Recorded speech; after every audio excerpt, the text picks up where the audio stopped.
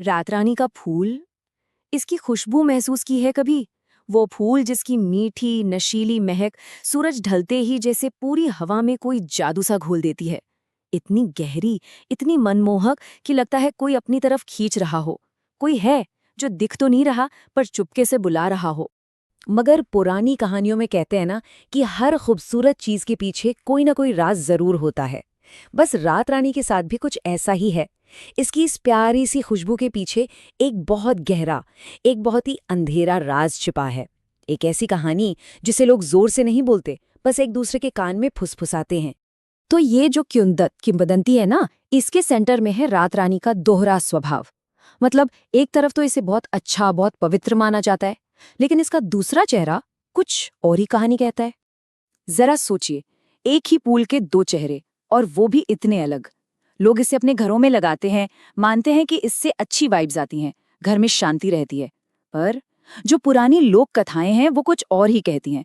वो कहती हैं कि इसकी सबसे तेज, सबसे नशीली महक उन जगहों पर मिलती है जहां कोई भयानक हादसा हुआ हो या किसी की अचानक मौत हुई हो, जहां की दीवारों में आज भी अधूरी चीखें दफन हैं। उन जगहों पर ये फूल सिर्फ एक फूल नहीं रहता, ये एक श्राप का निशान बन जाता है। तो चलिए, अब इस कहानी को आज के जमाने में लेकर आते हैं। देखते हैं कि ये श्राप आखिर सामने कैसे आता है। कहानी में एंट्री होती है एक यंग कपल की, अलीज और ऋत्विक, और मौका है अलीज के जन्मदिन का। अलीज को रात रानी के फूल बहुत पसंद थे, तो ऋत्विक ने सोचा इससे अच्छा बर्थडे सरप्राइज क्या होगा। वो उसे एक ऐसी जगह ले गया, एक ऐसा बाग जहां सैकड़ों रात रानी के पौधे खिले थे। आप अंदाजा लगा सकते हैं, पूरी हवा उस मीठी मीठी खुशबू से भरी हुई थी। एक परफेक्ट रोमांटिक मोमेंट लगता है ना। पर उस माहौल में कुछ तो था जो ठीक नहीं था, एक अजीब सी बेचैनी। और यहीं पर उन्हें खतरे का पहला सिग्नल मिलता है। एक पुराना जंग लगा हुआ बोर्ड जिसमें साफ साफ लिखा था, यहाँ आना सख्त मना है। बिल्कुल क्लियर वार्निंग। लेकिन बर्थडे का एक्साइटमेंट था, प्यार का खुमार था, उन्होंने इस वार्निंग को बस इग्नोर कर दिया। और जैसे ही वो अंदर कदम रखते हैं, एक बूढ़ा सा चौकीदार भागता हुआ आता है। उसकी आंखों में अजीब सा डर था, आवाज कांप रही थी। वो उनसे लगभग भीख मांगता है कि यहाँ से फौरन चले जाओ। कहता है कि ये जगह शापित है। और फिर वो एक लाइन बोलता है जो रोंगटे खड़े कर देती है, वो ले जाएगी तुम्हें। और फिर कुछ ऐसा होता है जिसकी किसी ने उम्मीद नहीं की थी। अचानक एक जोरदार थप्पड़ की आवाज गूंजती है, और उस बूढ़े चौकीदार के गाल पर 5 उंगलियों के निशान छप जाते हैं, लाल, एकदम साफ। पर वहां तो कोई था ही नहीं, कोई भी नहीं। ये वो मोमेंट था जब उनका डर अब दहशत में बदल चुका था। बस अब उन्हें वहां से निकलना था, किसी भी तरह। ऋत्विक भागकर अपनी बाइक पर बैठता है, चाबी घुमाता है, लेकिन बाइक स्टार्ट ही नहीं होती। वो परेशान होकर फ्यूल टैंक चेक करता है। अरे, टंकी तो फुल थी अभी, पर अब वो पूरी तरह खाली थी। और सिर्फ खाली नहीं, टंकी के नीचे एक बड़ा सा छेद था, जैसे किसी ने जानबूझकर किया हो। मतलब साफ था, वो लोग अब वहां फंस चुके थे। और हालात बस यही खराब नहीं हुए, ये और बिगड़ने वाले थे। जमीन पर जो पेट्रोल फैला था, उसमें अचानक भग से आग लग जाती है। आग की लपटें उन्हें चारों तरफ से घेर लेती हैं, और उन लपटों की रोशनी में वो जो दूध जैसे सफेद रातरानी के फूल थे, अब खून की तरह लाल दिख रहे थे। ऐसा लग रहा था जैसे उस बाग ने अपना असली भयानक चेहरा दिखा दिया हो। और फिर वो हुआ जिसका डर था। पास की झाड़ियों से एक घना काला धुआं निकलता है और सीधे अलीज को अपनी गिरफ्त में ले लेता है। ऋत्विक बेचारा बस देखता रह जाता है। एक अनदेखी ताकत अलीज को घसीटकर अंधेरे में खींच ले जाती है। अलीज की चीखें एक अजीब डरावनी हंसी में गुम हो जाती हैं। और जब सब शांत होता है तो वहां सिर्फ एक चीज बचती है, रात रानी का एक फूल जो अब जलकर पूरी तरह काला पड़ चुका था। ऋत्विक, वो तो जैसे सुन पड़ गया था, पूरी तरह टूट चुका था। तब वो बूढ़ा चौकीदार उसके पास आता है और उससे उस खौफ के पीछे की असली कहानी बताता है। एक कहानी जो आज की नहीं बल्कि पूरे 500 साल पुरानी है। ये जो कुछ भी आज हुआ, ये कोई अचानक हुई घटना नहीं थी। इसकी जड़ें सैकड़ों साल पहले शुरू हुए किस्से से जुड़ी हैं। ये एक ऐसा श्राप है जो वक्त के साथ खत्म नहीं हुआ, बल्कि वक्त के आर पार सफर करता है। और इस पूरी कहानी की, इस पूरे श्राप की जड़ में है एक नाम, रानी मृणालिनी। कहते हैं वो इतनी इतनी ज्यादा खूबसूरत थी कि चांद भी उसे देखकर शर्मा जाए।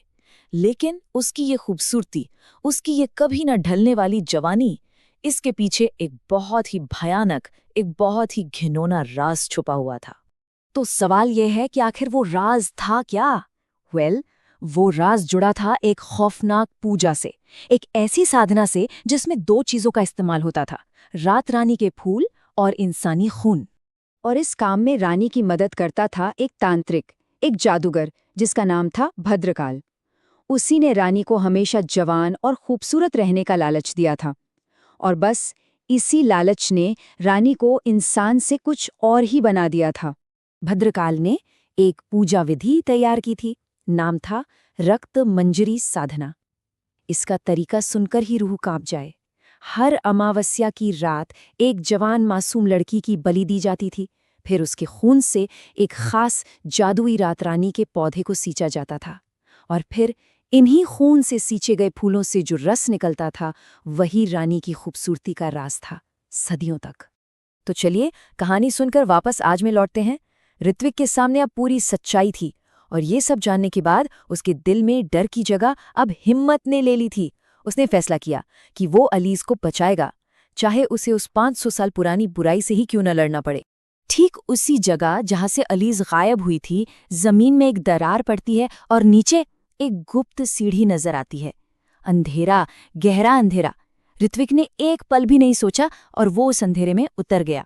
और नीचे जो मंजर था वो किसी बुरे सपने जैसा था।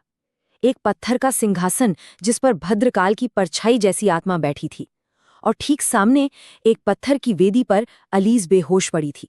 रात रानी की बेलों ने उसे बुरी तरह जकड़ रखा था।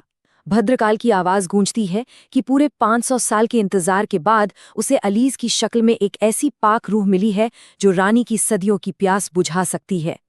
ऋत्विक बेचारा कुछ कर पाता इससे पहले ही अलीज की गर्दन पर रात रानी की एक कली खिलने लगती है, और वो कली धीरे धीरे धीरे धीरे खून की तरह लाल होने लगती है। ऐसा लग रहा था जैसे वो अलीज के अंदर की सारी जिंदगी चूस रही हो। अलीज का चेहरा, उसकी स्किन एकदम सफेद, बेजान होती जा रही थी। और फिर अलीज आंखें खोलती है, लेकिन वो आंखें अलीज की नहीं थीं। उसकी आंखों का रंग रात रानी के फूलों जैसा सफेद हो चुका था। वो अलीज नहीं थी, वो थी रानी मृणालिनी, जिसे 500 साल बाद एक नया जिस्म मिल गया था। और फिर आता है कहानी का सबसे बड़ा, सबसे डरावना ट्विस्ट। रानी, जो अब अलीज के जिस्म में थी, धीरे धीरे ऋत्विक के पास आती है और उसके कान में फुसफुसाकर कहती है, शुक्रिया मेरा नया शिकार यहां तक लाने के लिए। और तब ऋत्विक को समझ आता है कि वो कोई हीरो नहीं था, वो तो अनजाने में इस पूरे खूनी खेल की बस एक कठपुतली था। तो ये कहानी हमें एक जगह पर लाकर छोड़ देती है, जहां हम सोचने पर मजबूर हो जाते हैं कि शायद कुछ बुराइयां कभी मरती नहीं, वो बस अपना रूप बदल लेती हैं। कुछ श्राप कभी टूटते नहीं, वो बस एक नए जिस्म की तलाश करते हैं। और ये हमारे लिए एक सवाल छोड़ जाती है, क्या कुछ कहानियां सच में कभी खत्म होती हैं, या वो बस एक और मोड़ लेने के लिए सही वक्त का इंतजार करती हैं।